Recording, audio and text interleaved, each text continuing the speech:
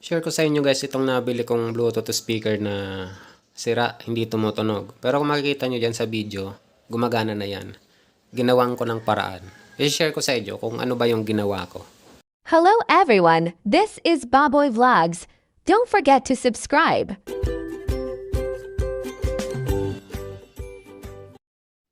Mura ko lang to guys nabili sa Lazada. 180 lang. May kasama pang microphone.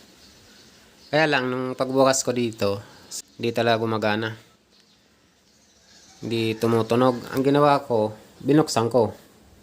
Kung makita nyo dyan sa video, may nakakabit dyan na power bank. Hindi ko alam kung sira yung battery o ano. Pero hindi talaga, kahit sinacharge ko yan, tapos inon ko, hindi talaga gumagana. Ang ginawa ko dyan, pinanggal ko yung battery, tapos yung connection doon na negative tsaka positive, ikinabit ko dito sa cable, sa micro USB cable. Pinutol ko yan guys. Hinanap ko yung positive tsaka negative. Kinabit ko. Ngayon, ikakabit na lang natin, sasalpak natin sa power bank. Gumagana na. Diba? Safe naman at hindi naman nasira yung Bluetooth speaker kasi sa tingin ko yung board nito, ang supply na kailangan ay 3.7 hanggang 5 volts.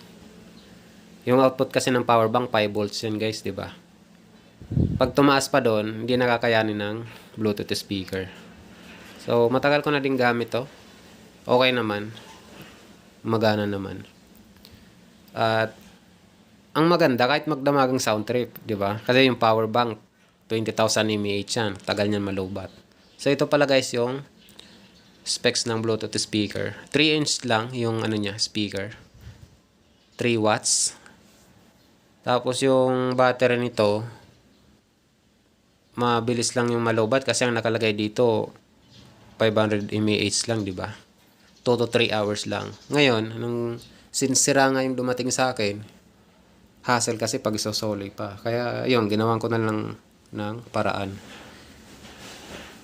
Kaya napakinabangan pa. Maganda din tong Bluetooth speaker na to kasi ang mura na, tapos pwede pang kantahan. May kasamang microphone. May echo effect na din. Sulit na sa price niya na nasa wala pang 200, di ba guys? Pero hindi ko alam, depende sa location nyo kung mag-order kayo, kung may bayad ba sa shipping fee, kung mas mahal o depende. Try nyo na lang sa Lazada. Di ba guys? So, yun lang. Na-share ko lang po sa inyo para at least magkaroon kayo ng idea na pwede pala yung ganun, i-direct. Ito kasing Bluetooth speaker na to guys, kahit wala yung power bank, magagamit ko pa to eh. Gagamit lang ako ng charger, di ba? Kinakabit ko to pala guys sa power bank, yung ano lang, hanggang 2 ampere lang. Pag charger ng cellphone, siguro mas safe to gamitin sa 1 ampere lang na charger. 5 volts, 1 ampere. Maganda naman yung tunog, malakas naman. Meron pang patungan ng cellphone, di ba? And meron pang light effect. Yun lang. So muli, nagpapasalamat ako sa inyong walang sawang panonood ng aking mga videos. Thank you guys!